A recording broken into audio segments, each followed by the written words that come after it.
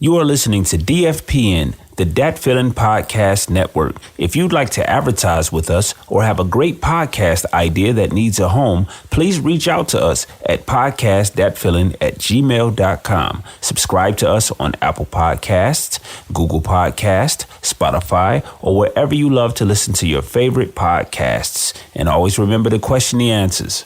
Go get it. This is your boy, Bred Like a King, made us Kelvin Cayley. This is Wrestling with Our Thoughts. I'm rolling dolo today. The homie Frank Dee is on essential assignment. He's one of those essential workers, which brings me to the point. If you guys are in this essential worker business, make sure you guys are being safe out there. And with this whole thing, make sure before it blows over that you ain't one of the people putting yourself at risk.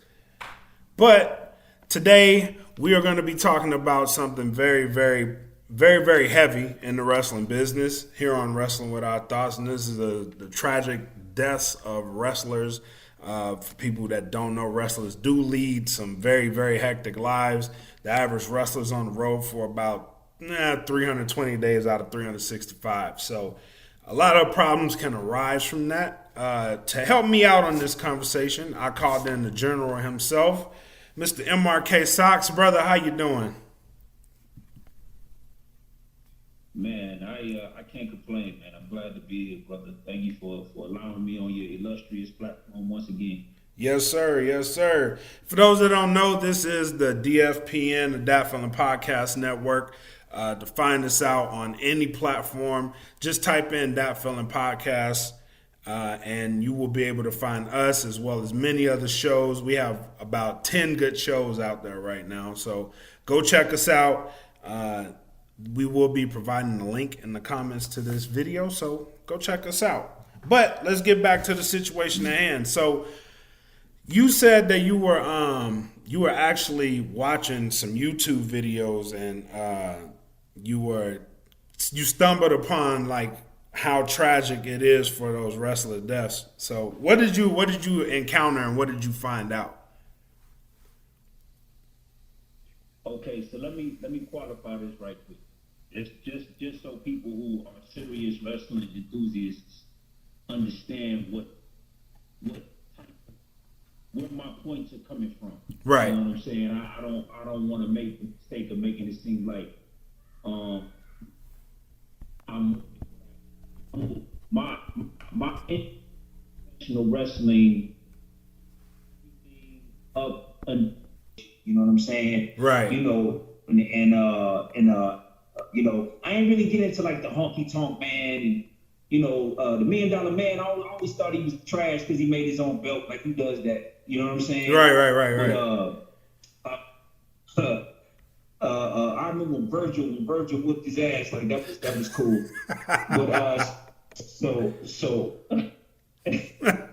back to the question. And it started with Chris Benoit. That's where it started, because I was interested in the story. You know, there was like a new documentary or something that came out about Chris Benoit. Yeah. And so what you're talking about is they did a show on Vice.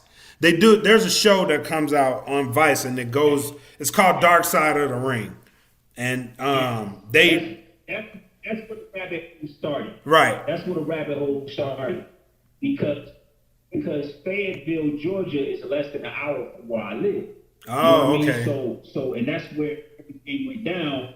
And I remember a lot of the media coverage like around that particular time, but I wasn't really connected to wrestling, so I didn't really get into it. But it was done extremely well, you know. Right.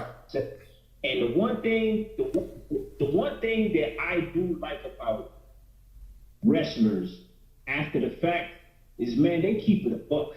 Oh, yeah. They have their on-screen persona and they don't break character. But when they're not in that character, like they have no problem, like giving it to you, like what this shit is. You know what I'm saying? Right. So after watching his show, you know what I'm saying? After watching what happened to him, and then it started to bring up all of these other stories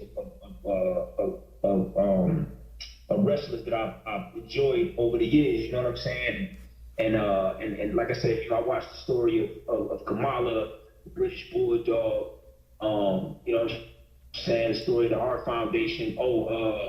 My man, Mr. Perfect. Oh yeah. What's his name? Rick Rude, Ravishing Rick Rude. Yeah. Who I didn't even know was dead. Did this real life story. I used to work out at the same gym as Jake the Snake Roberts, not Jake the Snake Roberts, Razor Ramon, every day at the Planet Fitness. Damn. In Marietta, Georgia, man. We used to see we used to see Razor Ramon every day. I think his real name is Kurt Henning or something like that. No, his real name is Scott Hall. Scott Hall, I'm sorry. Scott Hall. Yeah, we used to see Scott Hall every day at the Planet Fitness, Marietta, man. And he moved around like a dog on a robot, like his body shot. You know what I mean? Oh yeah. And he just kind of, was choppy with his movements, and I always wanted to go up to him and say something to him, man. But like I was a really big Razor Ramon fan. So, but I'm grown as hell now, and I couldn't imagine me not going up to him and just fanning out. You know what I mean? Right. I didn't know how he would. I didn't know how he would act. You know what I'm saying? Because me and E. Smitty, shout out to me.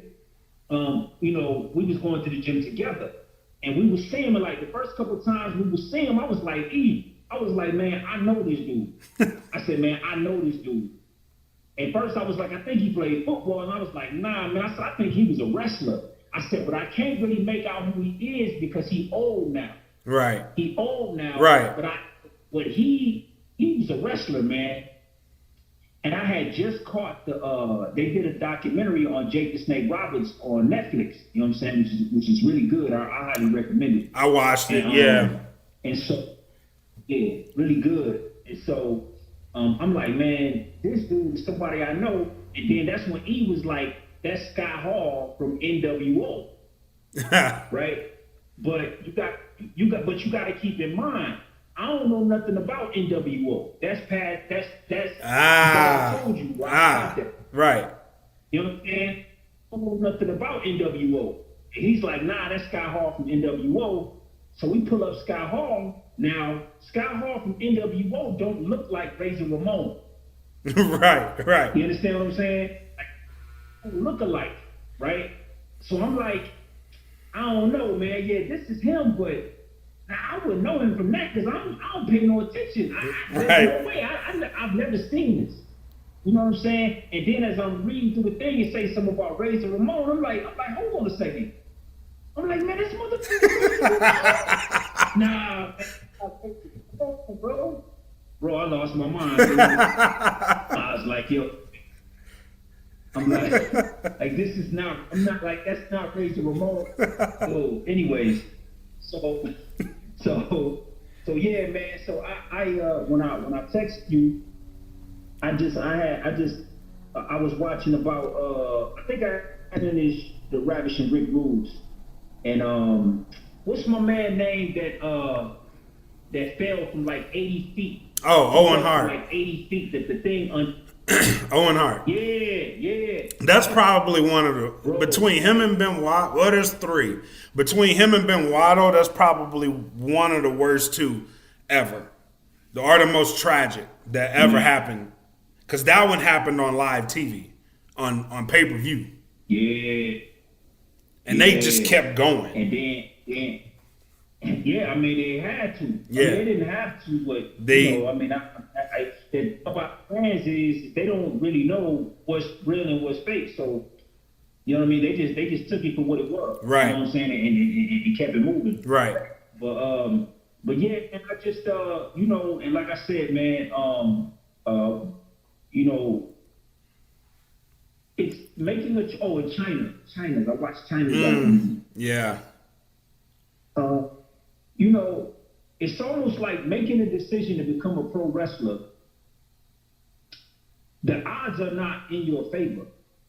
That you're going to age well and because of the abuse on the body, Right. even if you do escape without major injury, you start to shut down, way before, you should. And if you know anything about physical fitness, big muscles, like the really big muscles, require a lot of a human to Maintain it. attain. You know Right. what I'm saying? It's not a natural state of a human to be that way. It's like Kentucky Fried Chicken meat. You know what I mean? Right, It's right, like- right, that right. shit it's too much. The heart is not made to carry all of this around. Right. And it's not health. You know what I mean? Like In the long run, yeah. It looks like health, but it's not, health. right. It's like health. It's not health, man. It's theater. You know what I mean? Right. It's theater for us, to enjoy. And it's like, real life superheroes. It's a good thing, man. That's why when you look at these guys, a few years afterwards, man, they look like raisins. Mm-hmm. Like they look like. Mm-hmm. The perfect example of that. The perfect example of that, if you look at Lex Luger now, Lex Luger looks like he never wrestled a day in his life. Oh yeah, I did see some pictures. Yeah. He's like an old white man. Yeah, he's like, he looks horrible. But if you look at him back then, that was like the model for every wrestler to come through. Like that's what they should have looked like, according to everyone in the wrestling industry. Yeah. That was the body to have because he was ripped, he was jacked. Yep. But yeah, to your point, Oh wow. like a lot of wrestlers, they don't, like older in age, even Scott Hall. Like Scott Hall, he was in really rough shape for a long time. Him and Jake the Snake. A wrestler by the name of Diamond Dallas Page ended up helping both of them out. And there was this big crowdfunding thing for like if you were a fan of him or Jake the Snake Roberts, like you can get him help. So a lot of fans actually came together and put money together to help him and Jake the Snake pay for like operations that they really needed. There's a documentary on that too. Just like I think the one you were talking about was like the resurrection of Jake the Snake. The one on Netflix. Yeah, he was like, he was about to die. Yeah. And my man put him through this. He put him through this training that made him able to use his arms and legs again. And, Right. Yeah, that was Diamond Dallas Page. Okay. Yeah. So yeah, fantastic. I mean, it's a testament to the human spirit, man, and just really like, what you can do to a human body, like when you know what I mean. If you want to push it, like how far I can go, right. Even when it seems like it has generated to a point where, you know what I mean, you shouldn't be able to come back that way. You right. know what I mean? But through diet and exercise, man, he came back. Yeah. It's a real testament to like what guys go through. Even Jake the Snake, he's actually back in the wrestling industry because it took him a long time. Wow. He's in a new startup league called AEW, but it's actually been really good seeing him back on TV because that he's not just wasting away. You know what I mean? So, but a lot of wrestlers go through that type of fate, and tragically don't end up making it through it.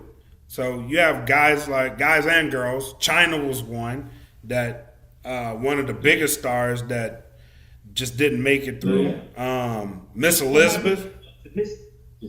Huh? Wow, yeah. What happened to Miss Elizabeth? I searched her documentary too, man, and I just wow, man. Honestly, I think. No, I was gonna say I think Miss Elizabeth kind of contributed to the way Macho Man ended up leaving, because they were pretty inseparable, and then he was pretty heartbroken for a long time behind her. So when she passed away, it wasn't that long. It wasn't that long for him after her. Mm-hmm. You could have figured maybe he was heartbroken, huh? Probably, more than likely. Man, it is. We just, as fans, it never crosses our minds how incredibly difficult it is for them to do the things they're doing. Right. Flying through it over and over. Like, yeah, I mean, the floor, has some give to it, but it's a human body is not supposed It's not meant to take that much punishment. Yeah. I mean, and not that it's that much better, but at least in football, they got helmets on and pads. And, right. You know what I'm saying? At least they have something. But even with that, too, so football has an off season. Wrestling don't. They can actually rest their bodies. Right. In some capacity. Yeah, that's true. That's true. Yeah. When these guys, when they was talking about how, I don't know about so much now, but in a lot of the documentaries that I watched, apparently Japan was the place to go. Oh, it still is. Here back in the 80s. It still is. Oh, it's okay, like. Yeah, New Japan Pro Wrestling is. Yeah, so in the last couple of years, they've been arguably the hottest spot to catch wrestling, because if you're not in WWE, then up until AEW was started, the only other place that you could go and like really apply your craft, there was some little more indie spots in the US, but they were lesser known. And plus WWE had a stronghold on all of the talent. So the only other place that you really could go was Japan. And a lot of those guys that when they ended up leaving WWE, so if WWE released a guy, the first place they'd go was Japan. And then Japan had a lot of working relationships with the little indie companies that are out in the world. So like, for instance, they had a working relationship with a company in America called Ring of Honor. So they can put on like events and stuff, and then those talent, they can share the talent. And that was all the way up until AEW was started. So the guys from AEW literally left Japan and started their own company. Oh, I see. But yeah, Japan is a hot spot for some of the best wrestlers in the world are in Japan. And they're Japanese wrestlers. Yeah, but yeah, it's always been a hotbed for wrestling. A lot of people don't, unless you're a real hardcore fan, you're not gonna know that. But it's such a most things you do in entertainment, you got to start out on the underground circuit, right? You know what I mean? And you get your legs, you practice a lot. But man, practicing for these guys is brutal. Oh yeah, trying out of obscurity for them is brutal. Right. Just physically, and it's not as regulated as professional wrestling is. So these dudes are doing everything and anything to come out of that obscurity. Like they're doing, whatever they can do. Yeah. Yeah. And most of these guys, by the time they make it, they've had major surgeries. Like ACL, PCL tears they've had multiple surgeries like that. So by the time the average guy makes it to the goal of WWE, they've already been through hell. And then now that they've made it there, the goal is now you got to add travel on top of that. So now your body's not even resting because you're finishing the show, then you're traveling. Half the time you're in a car and you're driving to the next spot because that's how the business moves. It's slow. Unless you're going like the real bad. Go ahead. Let me tell you something, man. So the last 2 summers, I did small tours, right? Right. And it was, these were small tours. Right. Small. Right. But the travel was brutal on me. Like I didn't like, bro, like you just don't anticipate how brutal it is. You know, just being on the road all of this time, you know what I'm saying? Just traveling, and just being on the road constantly, and eating the worst foods, and you know, checking into a hotel, and you know, and sometimes the travel is so long that, and the way the booking is lined up, when you get there, you got to change and perform. Right. Because time don't allow you to. Right. In your head, you're thinking, when you think about yourself performing, any entertainment, you're thinking about somebody that's energetic, with a fresh mind, with a great attitude, meaning yourself. You're thinking, oh, I'm about to go perform, you know, and I can't wait to do it. But you don't consider that last night you didn't really get any sleep. You've been on the road for 10 hours. You know, your back hurts. Yeah. You know, and we went to Wyoming, and the elevation is really high. Oh. And so I never performed outside in high elevation before. I'd never done that. And halfway through my first song, I could not continue. I you know, it was the weirdest thing. I could not continue, and I was apologizing to the audience, and all of them was like, "It happens to everybody. Keep going." You know what I'm saying? We used to it. Keep going. It don't matter. It was like, keep going. It's good. You're doing good. I'm like, dude, I'm going to pass out. Yeah. Yes. I'm going to pass out. Like, look, you are not prepared to be that busy. And for those guys, man, I'm talking about performing rap songs for a couple minutes. Right. I ain't talking about getting in a... And for the next 20, 25 minutes, I got to be balls to the wall, physical. Yep.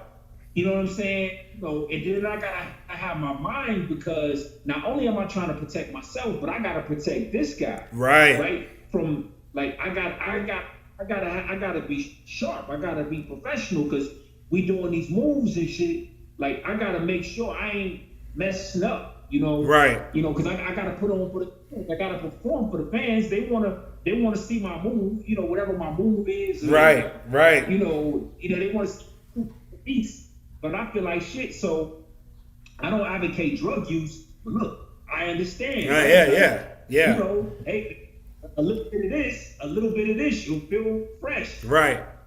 Give it to me. Hey, well, tonight, you know, and then do good, and then, you know, and then tonight becomes tomorrow night too, because you right back in the same. You know, it's.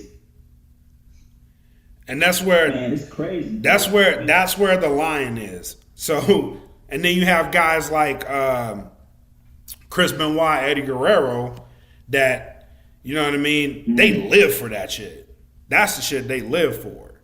You know what I mean? So it becomes an obsession to master the craft. And as long as you're giving your all to it, and then that's kind of like a self-destruction in a sense, because if you're dedicated to it, Eddie Guerrero and a lot of people will tell you, a lot of the old school wrestlers, that they will tell you, like, this guy would get hurt, like, bad. He would get hurt bad. Take the minimal time required to heal and be back in the ring. And everybody else is looking at him like, what are you doing? And then that leads to... There's no way to do it. Right. That leads to the substance abuse, because you got to cope with it. And then when you get off of it, because he went to rehab, changed his whole life, but was still dealing with the pain. You know what I mean? How do you manage the pain at that point? You know, like, there's times you can't even walk backstage, and then you're going out to perform. You know what I mean? Don't know how he did it, but he did it. You know what I mean? So it's a hard... Wrestlers have... That's why I have a big respect for a lot of them. And it's a hard life, man. It's a really hard life to live. I've actually tried it before, and I ain't getting into it. Like that. So you know what's weird is everybody has a Vince McMahon story, right? So you you either four things. You either love Vince McMahon, you hate Vince McMahon, you loved Vince McMahon, then you hated Vince McMahon, or you hated Vince McMahon and then you love him. Yep. It's the thing. It's like you have two guys sitting there and one to be like, I hate Vince McMahon. The other one would be like, oh, he was very fair to me. Oh, but years ago I hated him. Yeah. You know? Yeah. Yeah. Listen, man, the way that Vince McMahon did his wrestlers of color, I mean, he was a son of a bitch, man, to a lot of wrestlers of color. You know what I'm saying? Coming up, man, these cats was getting pennies. Yeah. He was telling them they could leave. Like, he wasn't negotiating with them. He was like, look. Yeah. I mean, if you don't like it, like, you go. If you, You know. I need you to talk to Teddy Long. I had a conversation with Teddy Long that like completely flipped how I looked at some of my favorite wrestlers. To the point I don't want to ruin it for nobody else, because it completely changed my opinion on who my favorite wrestler was. Oh wow! I think you mentioned this to me before. Yeah. Teddy he was 1,000. He kept it all the way at 1,000. Like what the business was like for people of color. Like, yeah, Teddy he kept it 100. He did not pull punches either. But yeah, it's right. Yeah, I just noticed a theme of watching interviews with wrestlers of color, especially from back in the day, where he just wouldn't negotiate with them. It just wasn't no negotiation. It wasn't just Vince though. It wasn't just Vince. It was everybody. The wrestling industry and as a whole towards wrestlers. Yeah, towards wrestlers of color. Unless you a good old boy, meaning like you gonna fold and they gonna have their way with you. Like if you have any type of say so, they ain't gonna mess with you. That's why because what's his name? Kamal had a story. He said he wrestled. He went on the road with Hulk Hogan. He said they wrestled for like 20 days, 28 days straight or something like that. Yep. He said towards the end, Hulk was like, man, I hope you get your money because I'm damn sure get mine. You know what I'm saying? He went to Vince McMahon like, man, I ain't getting no money. He said, Vince was like, look, you can leave if you want to. Damn.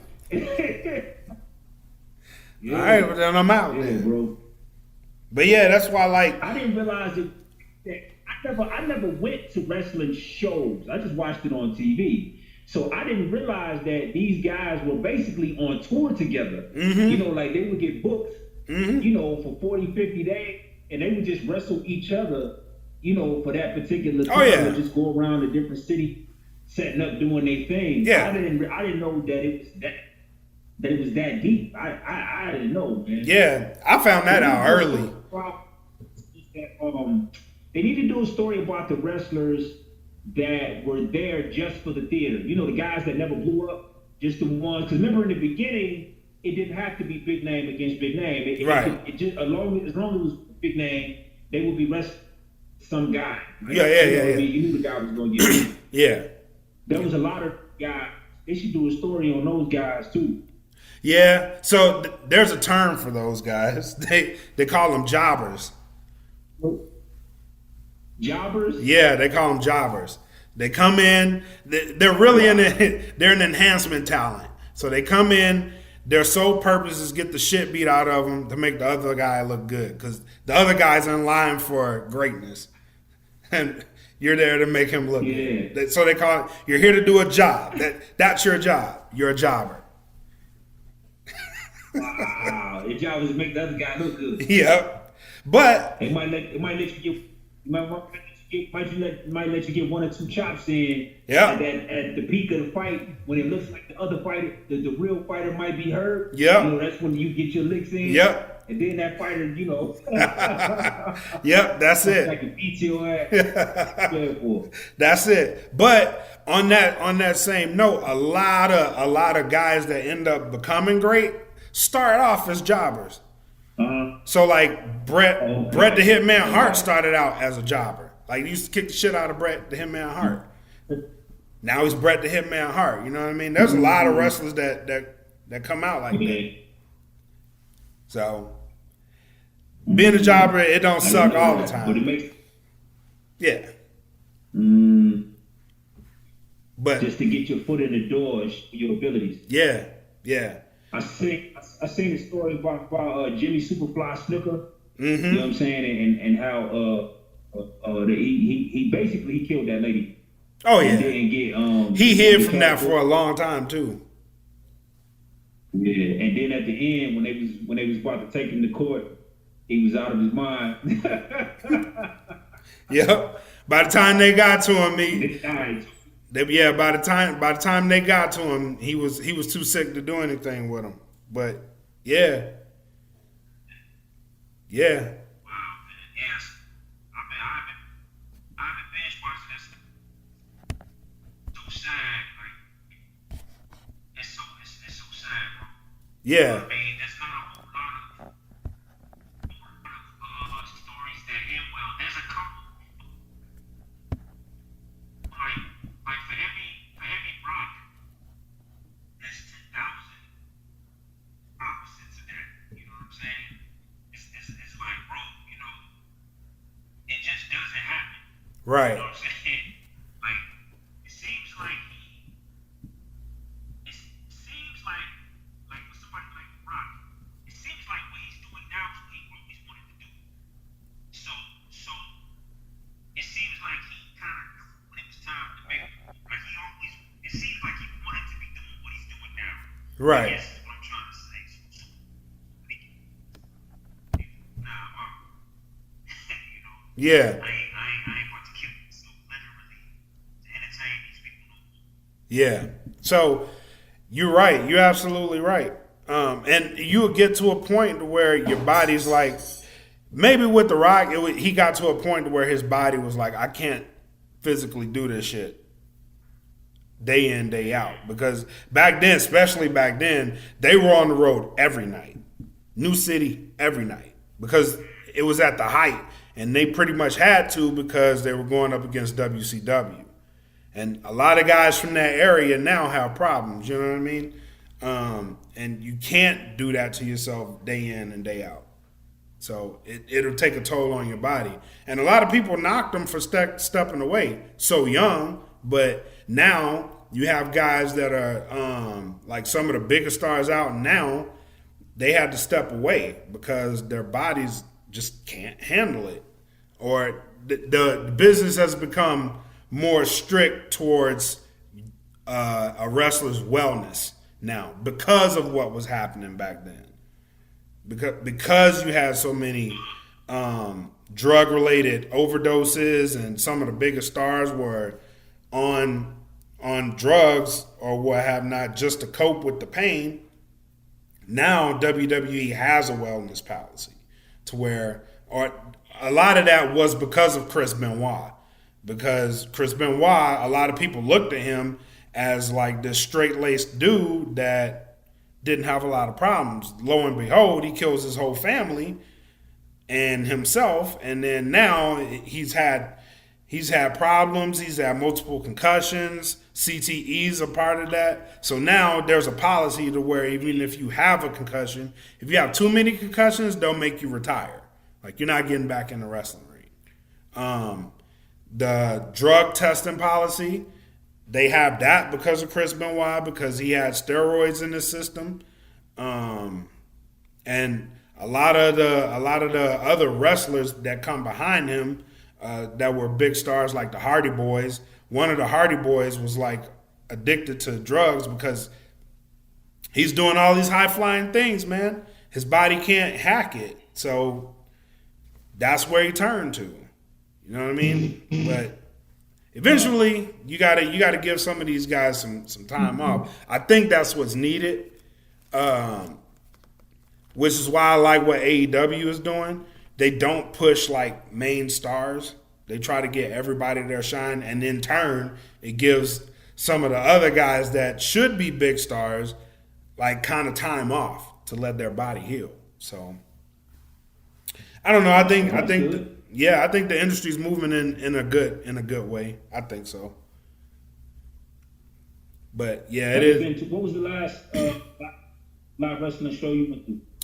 The last one I went to was it was a New Japan show. So they actually came from Japan to California, and they did a show in Long Beach. I went to that. That was last year, and I was supposed to go to one in Vegas in May, but that one got canceled. Obviously for the coronavirus. I was actually really excited about that one. But I try to catch them. I try to catch them when they're close, because I actually enjoy going to wrestling shows. It's actually a blast. They actually I definitely hope to catch one with you one day, man. Oh no, I'm coming to Atlanta. I don't know when now. I plan to come out sometime during the summer. Like, this whole COVID just ruined my whole plan for the year. But I plan on coming out there, and when I do, you actually have an up and coming wrestling promotion. Well, it's not up and coming; it's been there, but they're on the rise again. NWA. They do. Oh, okay. They do the old school style tapings in Atlanta, in the same studio that they used to do all the old big ones. That they come on at 6:05 on TBS. They started back doing that, but it's on YouTube. And they do a show, and it's actually quite popular. So when I come out there, that's actually what I want to go do. I want to go to a wrestling show. Hey, let's do it. Yeah. So Let's do it. That'll definitely be something different for me. For sure, man. I appreciate you, bro. I appreciate the time, man. So I just had that on my mind, man. And and your platform was the perfect place to talk about those things. Yeah. That shouts out to the wrestlers, bro. Like, I mean, I know it's a dream, and like any dream, man, it's got his bad side to it. So, I mean, who am I to tell somebody what to do and not to do? I mean, I've sacrificed a lot too, but I just, man, my heart goes out to what they have to go through. Yeah. You know, just to entertain, follow their dream. Most definitely. And knowing it for me, it brings up a lot of respect for anybody that decides to get into it. You know what I mean? Because you sacrifice a whole lot that people probably will never even know about unless they do what they're doing now and pull back the blinders a little bit and let you look inside. So definitely. But yeah, man, so I think we can wrap this one up. Yeah, bro, thank you. No doubt. To the listeners, to the listeners, don't forget, if you like this podcast or any podcast on our platform, do us a favor, hit that subscribe button, hit the follow button, give us a rating if you're on Apple Music. Let us know what you think about our podcast and how we can improve. And as always, question the answers. You got anything else you want to add, bro? Shoot, man, new music coming out super soon, man. Oh yeah, that's right. So before I'm probably gonna tack on like another 5 minutes, but so I was following you guys' Bandcamp, which if you guys don't have it, it's datfeelin.bandcamp.com. Go check us out. You can listen to pretty much the entire catalog for as little as $3 a month for a subscription. So head to that link and check us out. But I was following that link that I just pointed out, and a whole bunch of updates came through yesterday, and I was like, okay, that's I've already so what is going on? Are those the last time this happened, you put out, I think it was El Brick Road and what else? Announcements are overrated? Was those the two that you put out on the regular streaming platforms? Oh, so is that what happened this time? No. all of those projects that you got notifications for were previously only available to subscribers. That was it. Okay. Yeah, and so now they're public. Okay. And so it's essentially they're new all over again because besides my projects, nobody outside of Bandcamp heard the projects by Beast, the Itis album, Right. E solo album. Like you've been listening to them. I've been, yeah, they are on regular rotation. The public just now has access to it.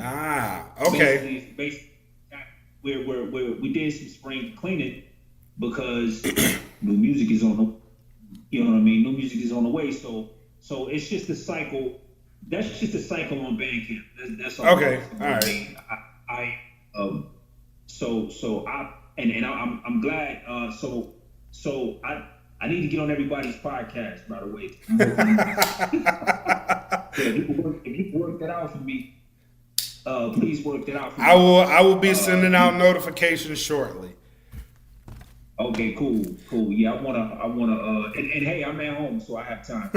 So if anybody, I need to. Even the ones I ain't never been on before. You know what I'm saying? You know, I love to chop it up with a man, and just to promote, just to get the word out there. But yeah, man, new music coming soon. New single getting ready to drop. What's the name of this week? Actually, you got any name for the album or the single? So I got a name for all of them, but I'm gonna talk about the single. The single is called "Good Life." All right. The single is called "Good Life" and it's produced by Royce the 5'9", and it's coming out this week. You know what I'm saying? And so what a lot of people don't know is that I worked on his latest album, Allegory. Like I actually did a lot of work on it, but stuff that if you know anything about the music business, people record tons of music. Some of it don't make it to the showroom floor. For sure, for one reason or another. But there was a season while creating that project. There was a season that I was involved in which I did a lot of work on. Right. Unfortunately, none of my work made it out to the public, but I developed a really dope relationship with Royce in the process, which made him entrust me with some of his music, and so he did the single for me. And that's dope. That's dope. So that is gonna be followed up by an EP. Actually, I'm kind of for myself. I'm taking the word EP and turning it into episode. Okay. So it's like I'm dropping the first episode because without I hate making announcements because they overrated, but just to say that there will be many episodes. Okay. This is the first episode, right? And so there will be many episodes. This is the first episode. This is the year that I fully expose myself as an artist to the public, right? Like this is the year why you give them the whole show, you give them the whole peak. Yeah. Right. And each episode is gonna be that. Like each episode is different, and they display a different side of my creativity. So, and there's sides of it that I just have not given the public. I mean, right. All these years, I just have not given it to them. But I'm going to do that this year. You know what I'm saying? This year, it's going to be real colorful. And so this is the first episode, and so the name of the series. So it's a series, and this is episode 1. The series is called The 40-Year-Old Rapper. That's what it's called. That's dope. So this is episode 1 of The 40-Year-Old Rapper, and you're going to get episodes on. This is the first place I'm even announcing this, and I'm even talking about this. I feel honored. That's dope. That's dope. So, speaking of 40-Year-Old Rapper, there was an album you put out a couple years ago called 40. It's called 40. Do you have any plans of releasing that album, or you just gonna sit? Nah. All right. Nah, that album was made. That album was made for the people that bought it. Like that was it. Just like the He Says She Says album. It's for the people who bought it. Yeah, it was. I made music for the people that purchased it.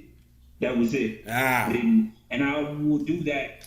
And that is not. Those are not the last times I will do that. No, that's a really dope You know what I mean? concept. That's a dope concept. Yeah. Because Yeah, I think for He Said, She Said, and 40, I think those albums, if you don't have those albums, you truly missed out. Because those are some really great albums. Those are some really great albums. I appreciate it. So yeah, and even that was another one too. It's called it was the Double XL Freshman 1. Oh yeah, that too. That one. Yep, that one had a very short like release cycle, and then it disappeared. Oh yeah, that was on purpose. There was some dope songs on that one too. I forgot about that one, but yeah, you're right. Yep. Yeah, if you didn't, there was a season where you was dropping gems. Stop in. Yeah. Yeah. And so what's cool about the Bandcamp is, so I'm doing EPs all year, right? But if you're a Bandcamp subscriber, you're not getting EPs. You're getting the albums all year. Right.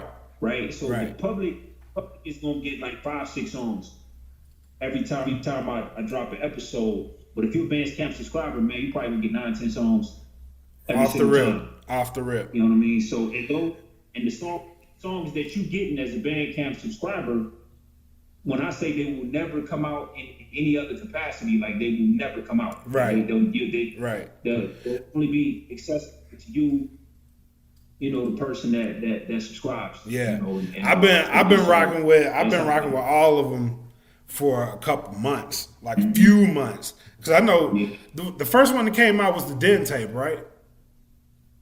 That was the first. Yeah, well, the first one to come out Was it was the Den tape and then GGR 2. Right. So I'm talking about the 10 before Christmas. That was the first one, right? Yeah. Yeah. So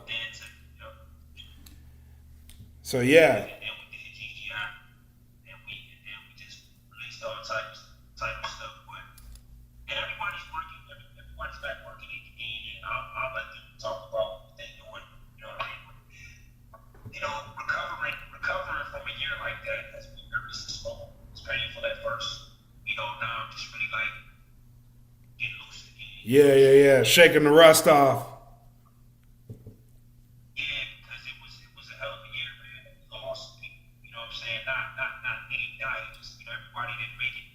Right. Crew-wise, we lost some folks, and that's water under the bridge. But it was a tough year, man. Like, it was really, really tough. But I intend to give people like an elevated experience this year, and if you feel like you understand what I do, I guarantee you're wrong. I guarantee you're wrong. I guarantee if you listen to episode 1 and think you have a line on what I do, and what episode 2 is probably going to sound like you are wrong. Oh, I can tell you that from listening to album. You're never the same album to album, so I don't expect the series to be one continuous sound. You know what I mean? So I got this group of producers around me, man, that are just the masters of their craft, man. Big shout out to these guys, man. DJ One Stevie and the homie T-Mo and Clint Taylor. You know what I mean? And Tone Beats is back in the mix on that, like, you know what I'm saying? Everything my A&R NEP sends them, so man, I have just some of the best production ever. I thought about making beats again this year, and it was like, why? Like, right. These guys send me magnificent music, and if I things that they're music, it helps me and them. Right. You know what I mean? Right. First, if I just do it at the time, people never knew I was doing all the beats before anyway. Right. It didn't matter anyway. Right. So now, he's now can help me and it can help them. So it's been some really dope creative marriages, man. Yeah. So everybody I've interacted with so far on the music side has been A plus, man. Like for real, for real. And 110 sent me something the other day, and I was like, and it wasn't even for me. I was just like, I'm getting on this one, and you ain't saying no. Yeah, we've been cooking. But I've been cooking with 110 too, man. Shout out to DJ 110. I've been cooking with 110. And I enjoy it, man. I wish when I was producing like that, man, I wish I had artists that were more as dedicated to doing it like I'm dedicated. Like I wish I had that. Right. You know what I mean? At every time, man, I feel like anything's possible when you get people that are really dedicated. You know, like that's. No, it's inspiring. It's inspiring to see you guys work. It's definitely it's definitely a motivator to see how you work and the way you guys work, and then the end result of what you guys do. So it's definitely something that I think you all should keep doing. And then as long as everybody's on the same page, I don't see why anything would change, because you just keep elevating. So keep doing what you're doing. You know what I mean? Yes, sir, man. Thank you, bro. I'm glad I was able to announce that here. No problem. I'm honored that you announced it here. So thank you for that. No doubt. Well, all right, guys. This is our time, and I'm gonna let you get back to creating. Can't wait to hear what you got. So, and I will keep the people informed of what Datfeelin is dropping. So, We thank you, sir. yes, sir. All right, guys, this is our show for today. Thank you guys for tuning in. God bless you. Tune in next week.